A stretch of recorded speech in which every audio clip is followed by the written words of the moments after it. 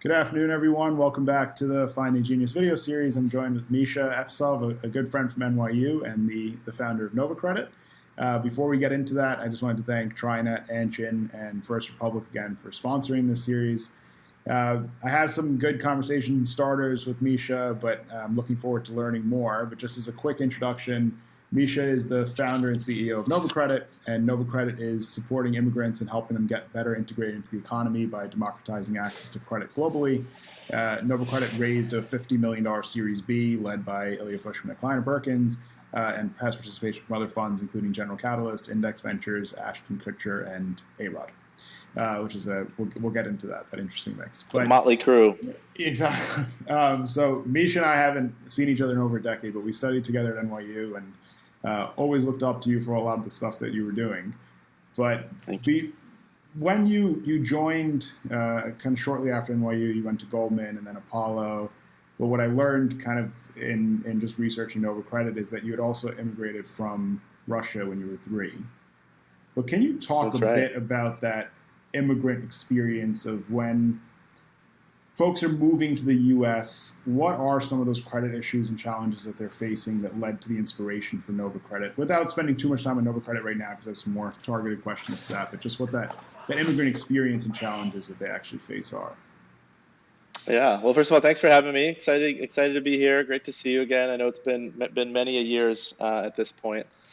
I moved from Russia about 30 years ago. I was a little kid at the time, and millions of people that come to the U.S. every year, when you move to a new country, you effectively start over. So immigration today, just to put it into perspective, drives between 50 and 60% of U.S. population growth. So there's more people that move to the U.S. every year than there are Americans who turn 18 and become eligible for financial services. So it's sort of this really important segment when it comes to U.S. demographics. There are about 50 million immigrants in the U.S. Globally, there are about 300 million. And when you first come to the States and apply for a credit card or an auto loan or a student loan or getting an apartment lease or a cell phone plan, all of those services require you to have a U.S. credit history. And so mechanically, the way that works is you go and you apply for a card, and that bank or the issuer is going to check with these big U.S. credit bureaus. So I assume many folks in the audience will have heard of Experian or Equifax or TransUnion. These are kind of the big 3 credit reporting agencies in the country. And when they check with those bureaus, they respond with we don't know who Misha is or who Kunal is. And the reason for it is that when you first come to the U.S., you just don't exist in that database, and you have to start building credit history from scratch. And so as a result, this population of really well-educated, high potential people that are here for the American dream, which we typically describe as people who are here for education or for opportunity and work or for love. Those are kind of the 3 big picture personas for why people come to the U.S. You're effectively shut out, and so any identity, financial identity that you've built about yourself in your home country gets left in your home country, and you have to start over. And that's kind of the typical immigrant story is you start over, you have to learn a new language, you have to retrain yourself professionally, and then on top of that, the financial services sector shuts you out, and that's in an environment where you don't have the same sort of social safety net that you had in your home country. But given how big that demographic is and how big Experian and Equifax and TransUnion and all the multinational banks, how come were they just overlooking this demographic this entire time, or was a technological shift just not there yet for them to tackle it? How did you think about it when you started researching this problem also? When we were just getting started, we were just naively optimistic about how easy it would be to solve. I mean, it takes a certain level of just blindness to embark on as challenging of a problem as the one that we've set out to solve. When we first found the problem is kind of obvious. Anybody that goes to a grad school is surrounded with international students. Half of most grad schools are international students right now, and in some programs it's almost 100%, especially within STEM. And when you peel away the onion, you realize that it's actually a data problem.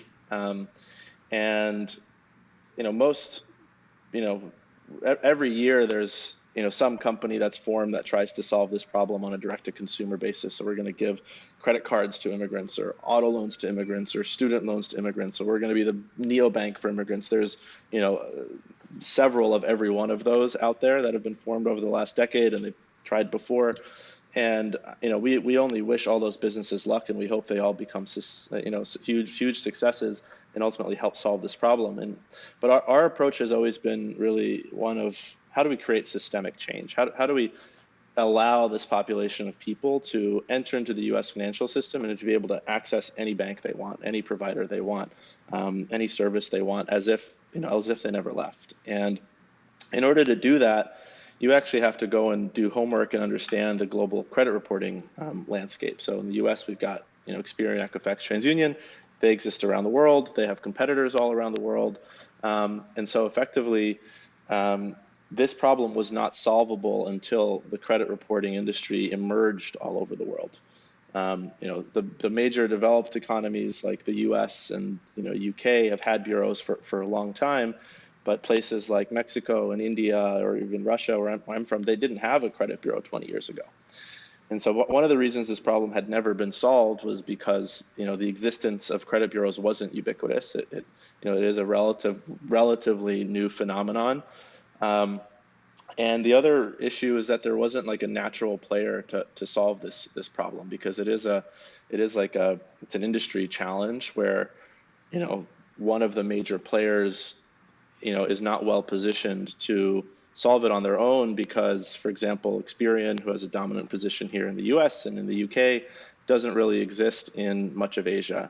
None of the bureaus exist in Germany or in China or in Korea. And so you have to be in a position where you can work with everybody to be able to solve enough of this problem, because people come to the US from all over the world.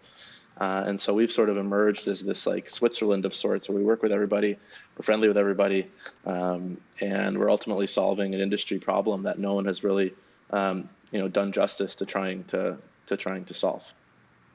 And then when you had co-founders for this the startup idea that you're still working with, what was the process of being more aspirational and hopeful and saying this is a problem that every immigrant faces, to deciding which country you're going to start with, or which sort of, you're creating these cross-border exchanges of data, or what sort of technology stack to build on? Was this your first time as entrepreneurs going and tackling a problem, or how did you get started?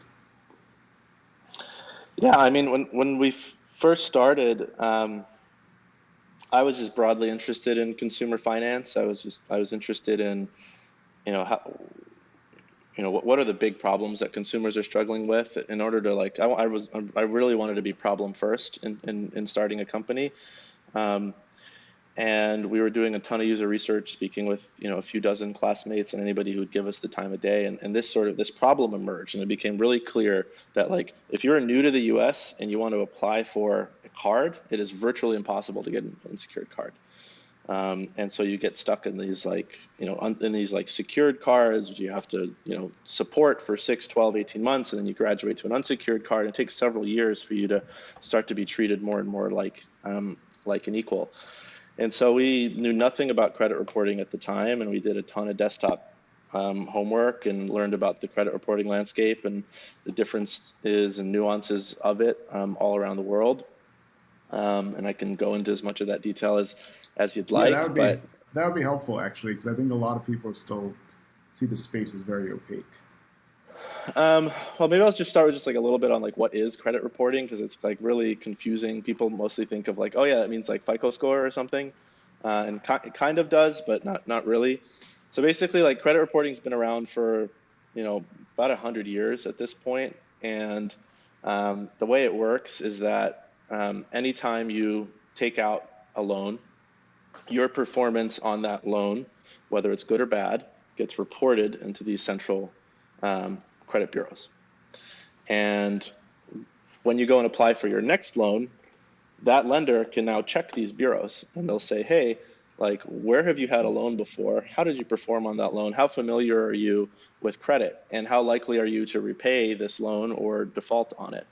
And so this industry has been created where on one side there are about 10,000 what are called data furnishers. So these are institutions, lenders, issuers, apartment rental companies that will report into these credit bureaus.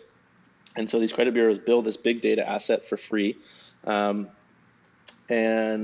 they then build tools and standardization and analytics on top of that, and sell that back for a fee to many of those same furnishers. And that's kind of the business model. And so like FICO is not a credit bureau. FICO is an analytics provider that like provides a score on top of that data that can be bought separately. And so that general setup, there are nuances to how it works around the world, but it does exist now in much of the world.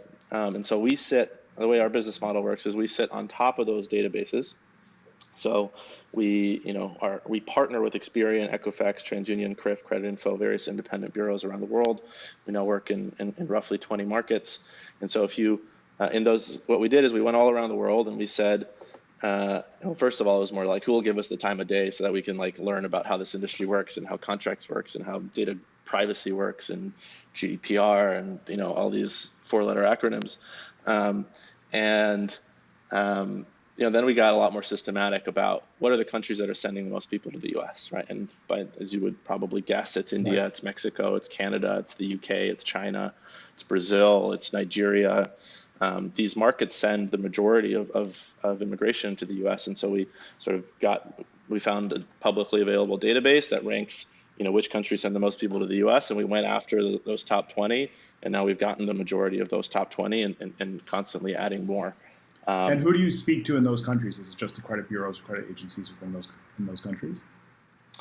Well, when we were just getting started, it was like anybody who would give us the time of day, just trying to understand how these landscapes work. But for the most part, we go straight to the bureaus at this point, where we're 5 years in now, and like we've sort of made a name for ourselves as the world's only cross-border credit bureau. There really isn't anyone else trying to do this because it is a really hard problem to solve for a whole host of reasons.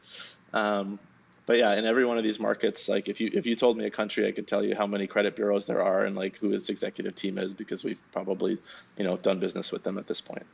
Right, and now you have partnerships with American Express, with Visa, with a lot of the top U.S. companies. But how do you did you need to create an international standard for the flow of data coming back and forth as you're creating this cross-border exchange?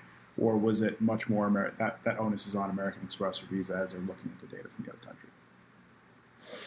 So one of the challenges for why this problem is so hard to solve is that there are differences in how this data is collected and defined around the world. So, the standards in India are different than those in Mexico, are different than those in the UK, are different than they are in Mexico. But the underlying information is the same. It's like, how did you perform on your loan? And lenders want to use that to predict how will you perform on your future loans.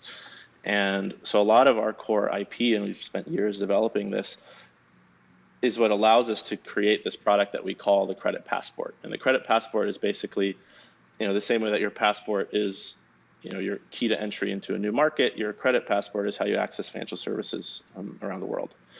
And a lot of the nuance of what makes that possible is about taking a data element from one country and being able to prove that it's representative and similar to a data element from another country, and then build scores and attributes on top of that, so that a lender who wants to use our capability and plug into our API doesn't have to understand every bit of nuance across 20 markets. They just have to understand our standard, and they can ingest data from all of those markets. Okay, and then so now 5 years in, what other you guys are selling B2B, but what other sort of consumer-facing products are you seeing being built on that data stack that you guys have enabled? Yeah, so the partnership we're probably most known for and most public about is with American Express, where we launched a partnership with them over a year ago now, where if you are an immigrant from one of those first markets that we launched in, so India, UK, Canada, Australia, Mexico. So if anybody in the audience is a entrepreneur who moved to the US recently from one of those markets and you want to get your first Amex card, you can now do that. And basically 100% of American Express's US cards are now enabled with our capability, where if you go and apply for that card, doesn't matter whether you go through our website or through any other website, through Credit Karma or through just straight to AmericanExpress.com, and you apply for one of those cards, if you don't have a U.S. credit history, you would be given the opportunity to use your foreign history through us in real time to be added to your application, and that information gives you a much higher likelihood of getting approved. Very interesting. And then when you're, I guess all the other fintech entrepreneurs that are listening, I was mentioning we're speaking to Tala, we're speaking to Public. What advice? I mean, they're all very different businesses, but what advice or what challenges did you face when you were starting to build a fintech startup, especially with blockchain technology and deciding on flow of data? And you mentioned GDPR and all the other regulation that is in this space. Do you have just broad advice for fintech entrepreneurs as they are getting started? Maybe I'll share an example of like bad advice that we got. And I won't share which investor said this, but we got this like really what I'll now frame as bad advice, but at the time created an incredible amount of like stress and anxiety, which was like, you got to build your hockey stick like now. Like, where's your hockey stick? If there's no hockey stick, like you're on the wrong path. And at the time, it was creating so much stress and anxiety, and it was like, we're not moving fast enough. And like, maybe you can argue that was good, but certainly not healthy. Whereas in reality, like knowing what we know now, certain businesses are not hockey stick businesses. It just takes, there's a fixed cost, fixed amount of time that it takes to build the thing, that like you just need to like get through that as fast as you can. And for our business, like we had to go literally fly around the world, meet regulators, meet these bureaus, shake hands, get contracts, build this thing. And that took us a long period of time. That took us over a year just to get our like first one up and running. And now we've got, a lot more than that. But that, this wasn't like an overnight, hockey stick business within the first 2 years. Like there's a, long period of time of building these relationships, setting up the infrastructure, building something that's really hard to do and differentiated that has an incredible impact on helping, millions of recent immigrants get access to financial services that they otherwise can't access. And that like pressure to draw the hockey stick, like I can't stress enough to be able to early founders to be able to like take a step back, understand your business, and understand like what is it actually that you're trying to do. Hockey sticks are not one size fits all. Like maybe for a consumer business, that's a more relevant metric.